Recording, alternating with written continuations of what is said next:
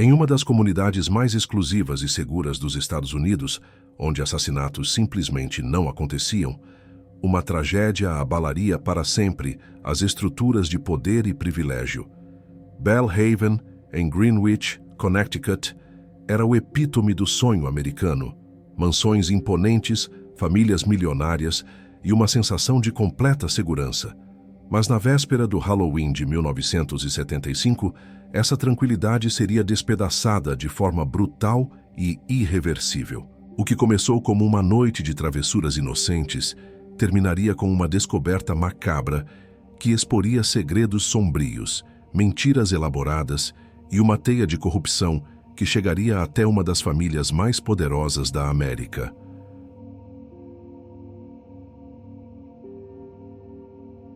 Martha Elizabeth Moxley, nascida em 30 de agosto de 1960, era uma adolescente de 15 anos que havia se mudado com sua família da Califórnia para Belle Haven em 1974.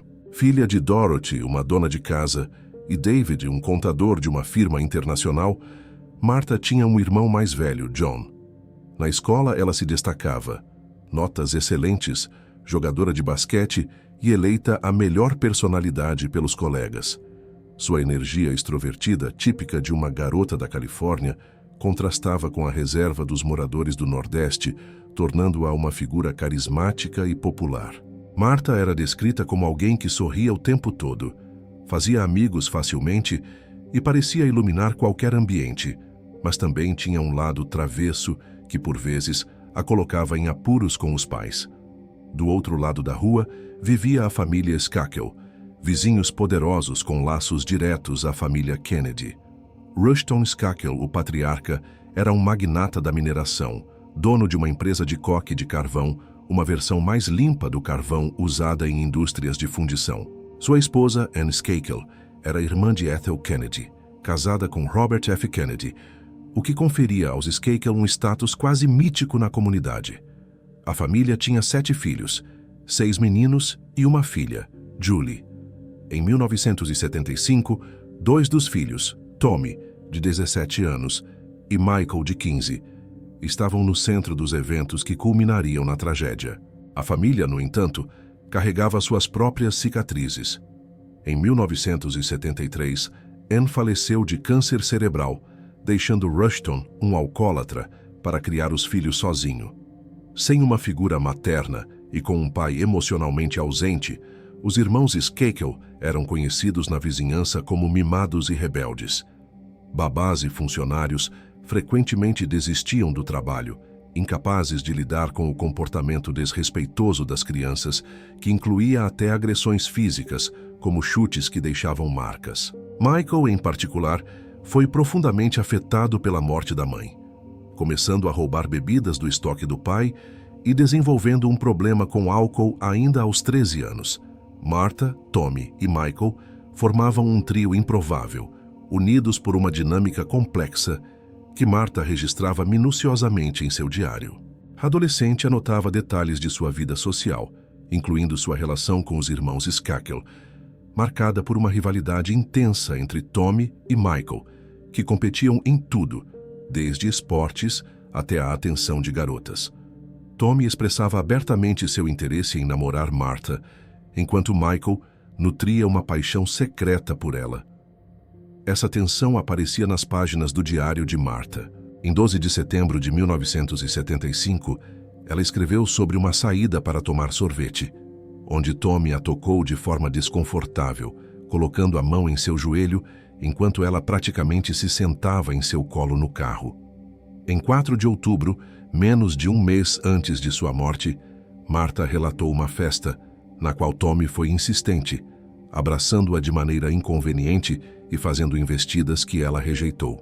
No mesmo dia, ela descreveu Michael bêbado e agressivo, acusando-a de encorajar Tommy, o que a levou a escrever que queria parar de frequentar a casa dos Skakel, pois os irmãos a intimidavam com seu comportamento imprevisível.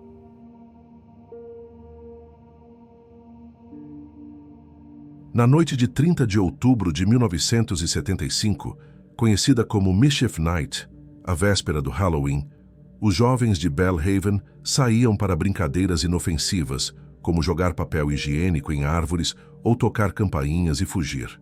Martha, que estava de castigo por mau comportamento no fim de semana anterior, convenceu a mãe, Dorothy, a deixá-la sair com as amigas, prometendo voltar cedo. Por volta das 21 horas, o grupo se reuniu na casa dos Skakel, um ponto de encontro comum. Martha, Tommy, Michael e duas amigas se acomodaram em um Lincoln estacionado na entrada da propriedade, ouvindo música. Martha estava no banco da frente, entre Tommy e Michael, em um momento de descontração que parecia típico da noite. Às 21h30, a dinâmica mudou. Os irmãos mais velhos dos Skakel pediram o carro para levar o primo Jimmy Terrian até sua casa, onde assistiriam à estreia de Monty Python's Flying Circus na TV. Michael afirmou que acompanhou os irmãos, deixando Martha sozinha com Tommy. Uma testemunha, Sheila, amiga próxima de Martha, viu os dois juntos atrás da cerca, perto da piscina dos Skakel, em um momento que sugeria flerte ou brincadeiras com tons sexuais. Essa foi a última vez que Martha foi vista viva. A ausência de Martha começou a preocupar Dorothy à meia-noite, quando a filha não voltou para casa. À 1h da manhã, a mãe começou a ligar para as amigas de Martha, sem sucesso. Às 2h, a ansiedade cresceu. E às 3h45, sem notícias, Dorothy contatou a polícia para reportar o desaparecimento. Passou a madrugada acordada no sofá, esperando por qualquer sinal da filha. Na manhã de 31 de outubro, Halloween, Dorothy acordou com uma fagulha de esperança e correu ao quarto de Martha, apenas para encontrá-lo vazio. Desesperada, ela foi até a casa dos Skakel, onde Michael abriu a porta. Ele negou saber onde Martha estava, e Dorothy notou que o garoto parecia abatido, com aparência de ressaca. Pediu para verificar um trailer estacionado na propriedade, mas não encontrou nada. A busca por Martha Moxley intensificou-se na manhã de 31 de outubro de 1975, após uma noite de angústia para sua mãe, Dorothy. Desesperada, Dorothy buscou apoio de sua amiga Jan, que morava a poucos passos da casa dos Skakel. Enquanto as duas tomavam café e tentavam traçar um plano para localizar Martha, Sheila, a melhor amiga de Martha, começou a percorrer o bairro de Belhaven. Sheila, que na noite anterior havia visto Martha pela última vez com Tommy Skakel, perto da piscina da casa dos Skakel, decidiu verificar o quintal da família Skakel primeiro, na esperança de encontrar algum sinal dela. Não encontrando nada, ela seguiu para o quintal da própria casa dos Moxley, um local próximo e familiar. Foi lá, sob um grande pinheiro no fundo do terreno, que Sheila fez uma descoberta devastadora. Ao avistar o corpo de Martha claramente sem vida, Sheila entrou em pânico. Ela correu histérica para a frente da casa dos Moxley, gritando por ajuda. Dorothy e Jean, ainda na cozinha, ouviram os gritos. Dorothy, com o coração apertado, ficou paralisada, enquanto Jean saiu para verificar o que estava acontecendo. Ao se deparar com Sheila em lágrimas, Jean soube que algo terrível havia ocorrido. Sheila, entre soluços, relatou ter encontrado Martha no quintal. Jean foi até o local e confirmou a cena horrível. Quando voltou à cozinha, Dorothy, com a voz trêmula, perguntou: "Ela está morta?" Jean, sem palavras para suavizar a verdade, respondeu: "Acho que sim." A descoberta marcou o início de uma tragédia que abalaria Belhaven para sempre. O investigador Steve Carroll, da polícia de Greenwich, foi um dos primeiros a chegar ao local. Martha estava de bruços, sob o pinheiro, com as calças e a calcinha abaixadas até os tornozelos. Seu cabelo, originalmente loiro, estava completamente vermelho, encharcado de sangue, resultado de múltiplos golpes concentrados na cabeça. A cena era chocante, descrita por Carroll como um ataque maníaco que parecia não ter fim. A polícia observou um rastro de sangue que ia da entrada da casa dos Moxley até o pinheiro, indicando que Martha foi atacada inicialmente perto da entrada e arrastada por cerca de 15 metros até o local onde foi encontrada. Uma grande poça de sangue na entrada reforçava que o ataque começou ali, com uma violência avassaladora. Entre as evidências na cena, a polícia encontrou fragmentos de um taco de golfe Tony Penna Ferro 6, quebrado em 4 pedaços devido à força brutal do ataque.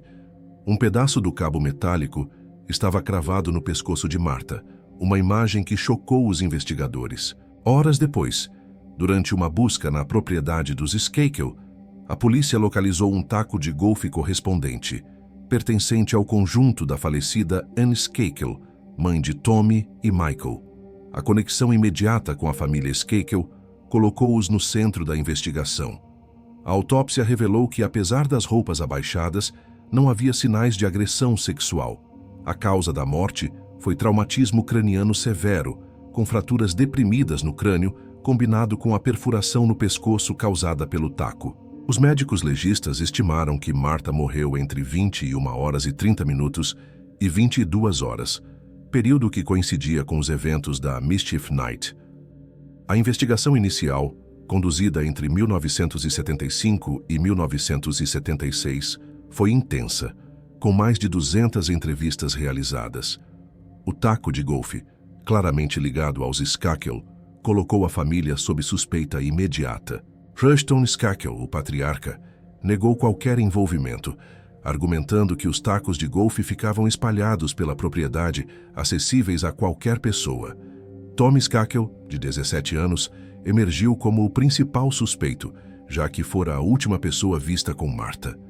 Ele alegou ter ido para casa às 21 horas e 30 minutos para escrever um trabalho sobre Abraham Lincoln, mas a polícia descobriu que nenhum professor havia atribuído tal tarefa, levantando dúvidas sobre seu álibi.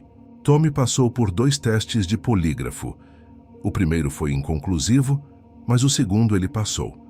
Kenneth Littleton, o tutor recém-contratado pelos Skakel, confirmou que Tommy chegou em casa por volta das 22 horas, deixando 1 hora sem explicação em seu relato. Michael Skakel, de 15 anos, também foi interrogado. Ele afirmou ter acompanhado os irmãos mais velhos para levar o primo Jimmy Tarring até sua casa, onde teriam assistido à estreia de Monty Python's Flying Circus, retornando para casa por volta das 23 horas e 30 minutos. No entanto, Jimmy nunca confirmou que Michael estava presente, enfraquecendo seu álibi. Michael era conhecido na vizinhança por seu comportamento problemático, agravado pelo consumo de álcool e drogas, que começou após a morte de sua mãe. Sua personalidade instável e mudanças de humor o tornaram um suspeito relevante. Kenneth Littleton, o terceiro suspeito, havia começado a trabalhar como tutor dos Skakel no mesmo dia do assassinato. Durante a investigação, descobriu-se que ele ocultara um histórico criminal de furtos, pelo qual cumprira 5 anos de liberdade condicional. Littleton afirmou estar em casa assistindo The French Connection na TV, confirmando os horários conflitantes de Tommy, mas sem apresentar qualquer motivo para querer matar Martha, o que limitava as suspeitas contra ele. Em janeiro de 1976, a investigação sofreu um revés. Rushton Skakel, cansado das perguntas e da pressão, contratou advogados e encerrou a cooperação da família com a polícia. Kenneth Littleton foi demitido logo após, e sua vida entrou em declínio, marcada por abuso de álcool, drogas e pequenos crimes. Sem novas evidências ou testemunhas dispostas a falar, o caso esfriou. A falta de cooperação e a ausência de provas concretas transformaram o assassinato de Martha Moxley em um caso arquivado, deixando a comunidade de Belhaven e a família Moxley sem respostas por anos. Em 1991, após anos de silêncio, o caso do assassinato de Martha Moxley ganhou nova vida devido a um evento inesperado envolvendo a família Kennedy. William Kennedy Smith, um primo dos Skakel, enfrentou um julgamento por estupro na Flórida, o que atraiu uma onda de atenção da mídia para a família. Rumores falsos começaram a circular, sugerindo que Smith estivera na casa dos Skakel na noite do crime, em 1975. Embora essas alegações fossem infundadas, a exposição reacendeu o interesse público no assassinato de Martha, um caso que havia se tornado frio e arquivado. A pressão da mídia e da opinião pública forçou a polícia de Greenwich a reabrir a investigação, trazendo esperança à família Moxley, que ainda buscava justiça para a filha. Nesse contexto, Rushton Skakel, patriarca da família Skakel, tomou uma decisão que se tornaria um marco no caso. Determinado a acabar com as especulações e limpar o nome de seus filhos, ele contratou a Sutton Associates, uma equipe de investigadores privados, para conduzir uma investigação independente. O objetivo era claro: provar de uma vez por todas que Tommy e Michael Skakel não tinham envolvimento no assassinato de Martha. Para garantir a confidencialidade, todos os envolvidos no projeto assinaram acordos de não divulgação, exceto um jovem funcionário recém-formado, contratado por um salário mínimo para organizar os relatórios, entrevistas e registros psiquiátricos em uma narrativa coerente. Esse descuido de Rushton teria consequências inesperadas. Em 1995, o relatório da Sutton Associates, que deveria permanecer secreto, veio à tona de forma dramática. O jovem funcionário, sensibilizado pela dor de Dorothy Moxley, que vivia sem respostas pela morte da filha, decidiu vazar o documento completo para um jornalista. Em 1996, o relatório tornou-se público, causando um impacto devastador. Após a divulgação, o funcionário foi confrontado, possivelmente por um representante da família Kennedy, e forçado a assinar um acordo de confidencialidade retroativo para silenciar suas declarações. O vazamento, no entanto, já havia mudado o rumo da investigação, trazendo revelações que colocaram os irmãos Skakel sob um novo escrutínio. O relatório Sutton revelou que Tommy Skakel mentiu em seu depoimento original à polícia em 1975. Ele havia afirmado que deixou Martha às 21h30 para ir para casa escrever um trabalho sobre Abraham Lincoln, mas admitiu aos investigadores privados que permaneceu com ela por mais 20 minutos, até por volta das 22h. Durante esse tempo, ele e Martha se envolveram em um encontro semissexual, descrito como mutual petting, ou carícias mútuas. Essa confissão explicava a discrepância em seu álibi, já que Kenneth Littleton, o tutor dos Skakel, confirmara que Tommy só chegou em casa perto das 22h. A revelação posicionava Tommy como a última pessoa conhecida a estar com Martha viva, reforçando as suspeitas contra ele. As declarações de Michael Skakel no relatório foram ainda mais chocantes. Ele contradisse seu álibi inicial, no qual dizia ter ido com os irmãos levar o primo Jimmy Terrian para casa e assistido Monty Python's Flying Circus, retornando por volta das 23h30. Em vez disso, Michael admitiu que, bêbado, vagava pela vizinhança à meia-noite. Ele confessou ter escalado uma árvore no quintal dos Moxley, que oferecia uma vista direta para a janela do quarto de Martha. Ali, ele se masturbou enquanto fantasiava com ela. Essa admissão o colocava diretamente na cena do crime, próxima ao local onde o corpo de Martha foi encontrado horas depois. Os investigadores da Sutton concluíram que era implausível que Michael tivesse simplesmente descido da árvore e ido embora sem notar o corpo de Martha, sugerindo que ele era o principal suspeito e que Tommy poderia ter ajudado a mover o corpo. Chocado com as descobertas, Rushton pagou $750 mil à Sutton Associates para tentar enterrar o relatório, mas o dano já estava feito. Entre 1978 e 1980, Michael Skakel foi enviado por seu pai a Allen School, em Maine, uma instituição para jovens problemáticos de famílias ricas. A escola era conhecida por métodos controversos de modificação comportamental, incluindo um ringue de luta, onde os alunos eram disciplinados por meio de confrontos físicos. Durante sua estadia, Michael fez confissões perturbadoras a colegas. Gregory Coleman, um ex-aluno, relatou que Michael disse: "Vou escapar impune de um assassinato. Sou um Kennedy." Ele teria descrito como Martha rejeitou seus avanços, levando-o a matá-la com um taco de golfe.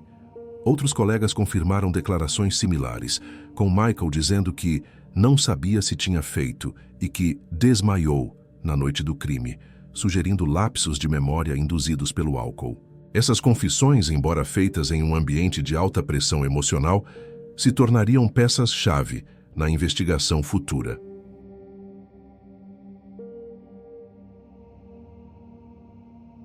Em 1998, o caso ganhou novo impulso quando o promotor Jonathan Benedict convocou um grande júri de uma única pessoa, uma medida rara para revisar todas as evidências e suspeitos.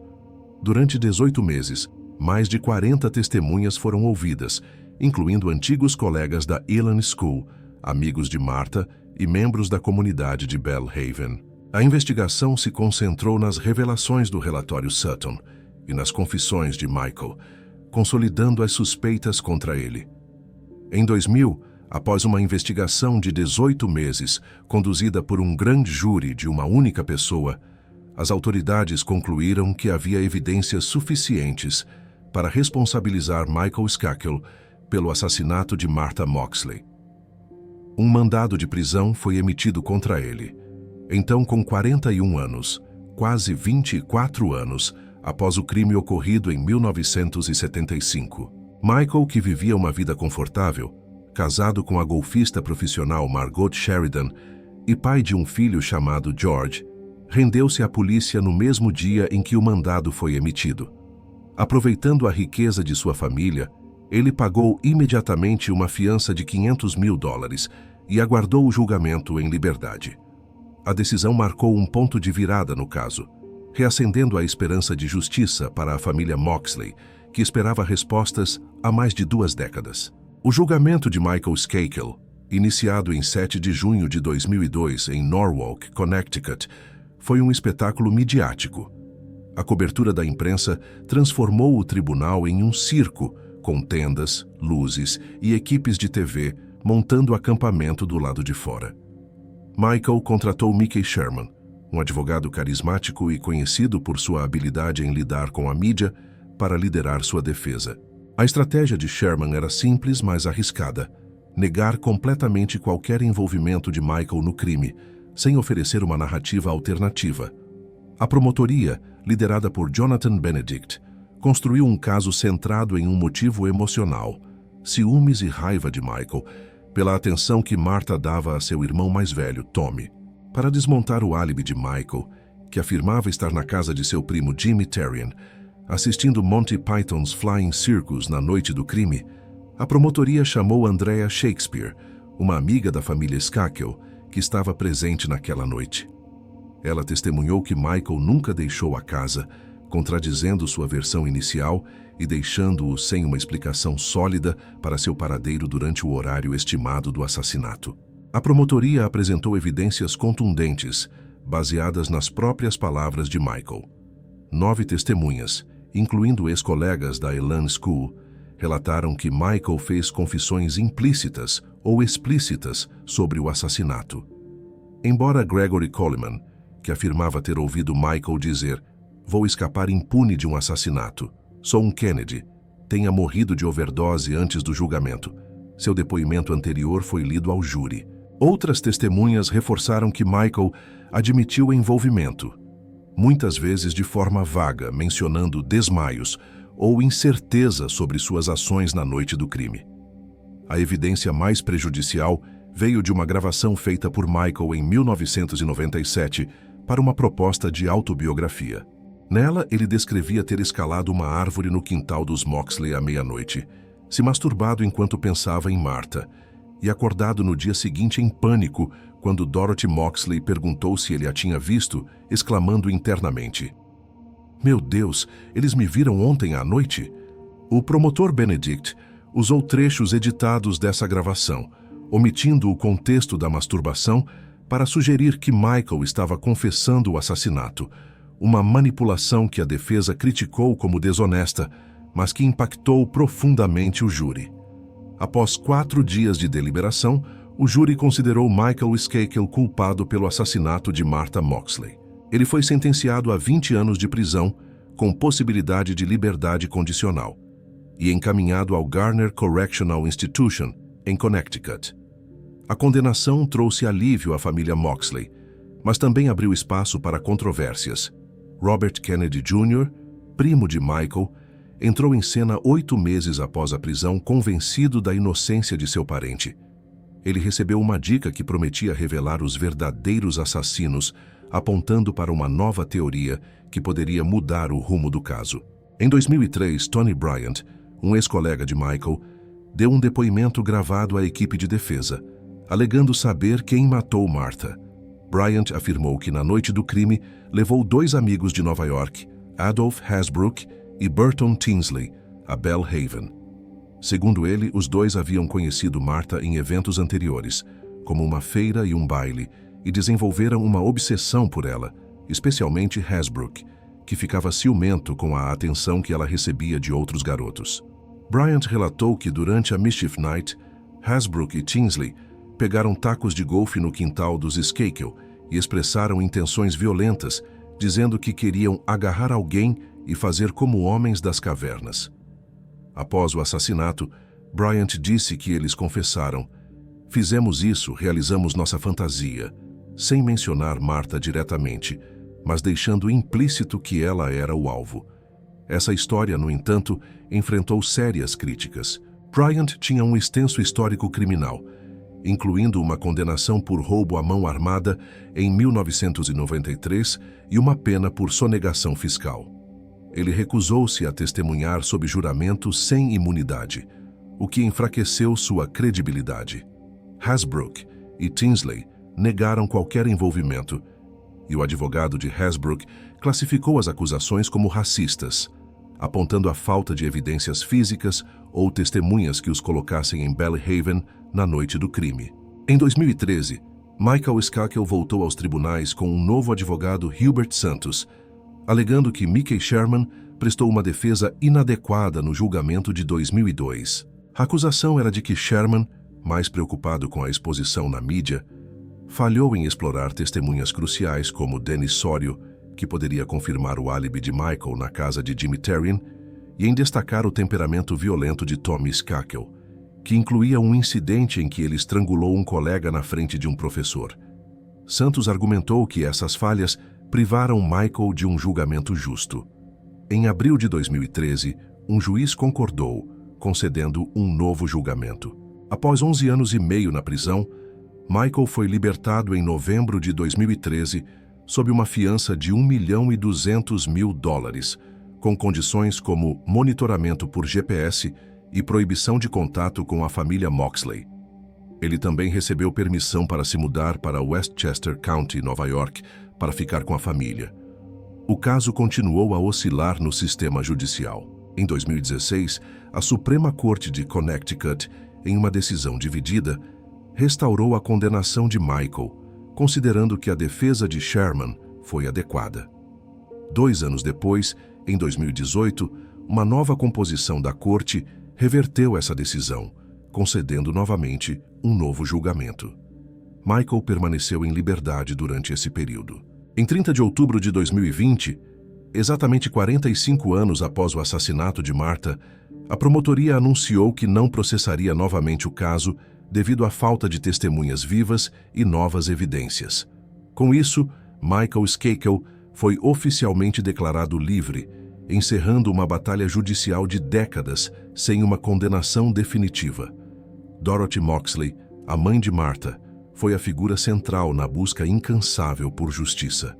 Mesmo aos 88 anos em 2020, ela permaneceu ativa, comparecendo a audiências judiciais e dando entrevistas à imprensa, sempre com a esperança de ver o responsável pela morte de sua filha condenado. A decisão da promotoria de não julgar Michael novamente, devido à falta de testemunhas vivas e novas evidências, foi um golpe devastador para Dorothy. Ela expressou publicamente sua decepção, afirmando que nunca duvidou da culpa de Michael Skakel, com base nas confissões que ele fez ao longo dos anos e nas evidências que o colocavam na cena do crime.